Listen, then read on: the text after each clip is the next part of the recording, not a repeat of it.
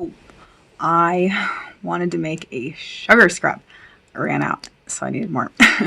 So you don't have to use these ingredients, but this is just what I'm choosing to use this particular time.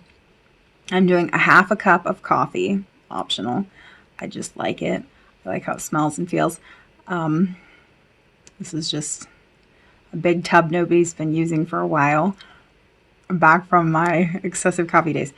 And did I mention already it's a half a cup? So a half a cup of the coffee. And then I just grabbed any of the pans in the craft room because once you put essential oil in it, it is not okay to eat out of. But that little half cup, I'm gonna only use for food objects and then wash. Anything you use, like my spoon and my pan here, are no longer going to be food objects because those are gonna have touched the oil. And if you want it to be completely edible, you can use like a food extract, like a vanilla extract. I just want it to be a flower scent, so I'm using these. Anyways, so mine's a coffee flower smell. Anyways, so I'm doing a whole cup of sugar out of my giant sugar tub. I lost my train of thought. And then I'm going to use coconut oil. You don't have to, so when you use sugar, you want it to be like a small grain, however you call that, because you want it to dissolve kind of quickly so that it doesn't like tear up your skin.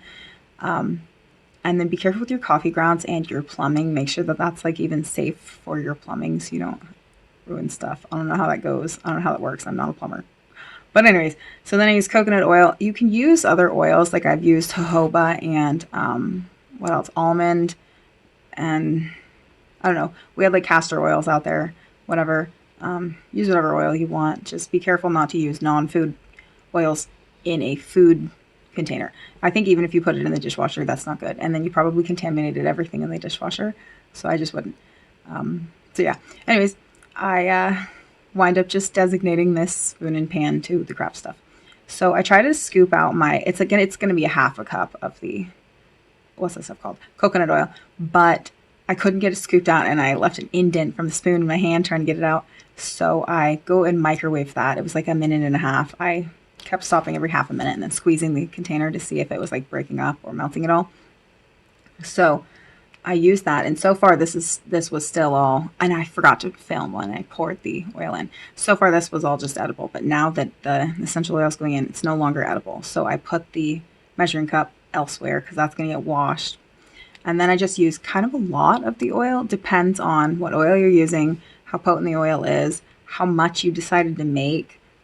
Coffee is kind of a big smell, so you need kind of a lot of oil to go with it if you want to smell anything else. So if you didn't put coffee in, you won't need nearly as much. And there's my giant head trying to smell it.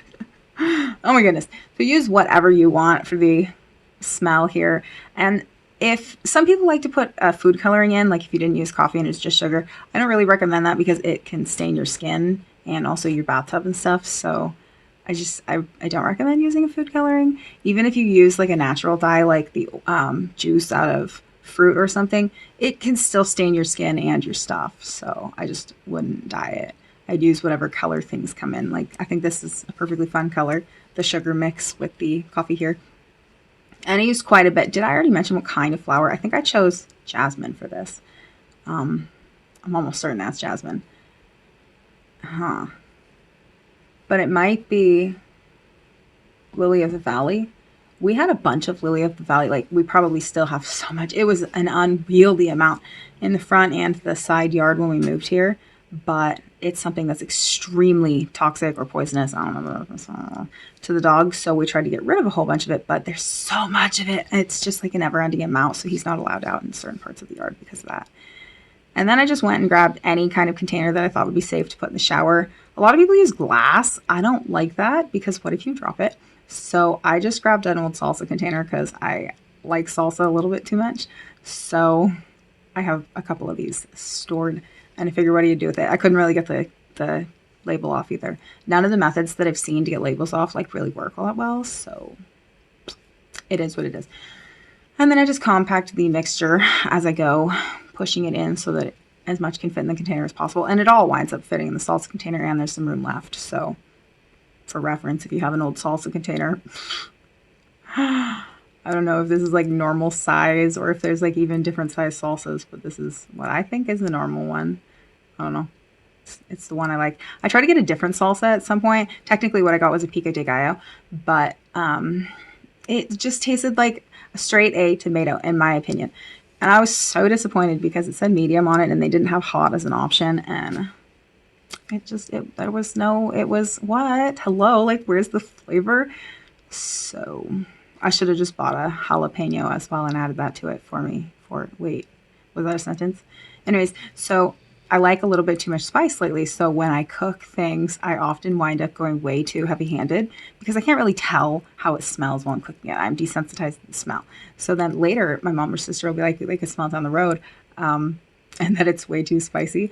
Okay, well, first of all, I don't think anything's ever too spicy. It can be hotter. If your face doesn't feel like it's on fire, it can be hotter.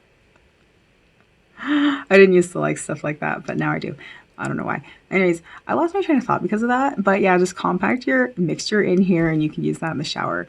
Oh, but only if your plumbing is okay with that. Be careful with that. Sugar should be fine, but make sure you at least check up on the coffee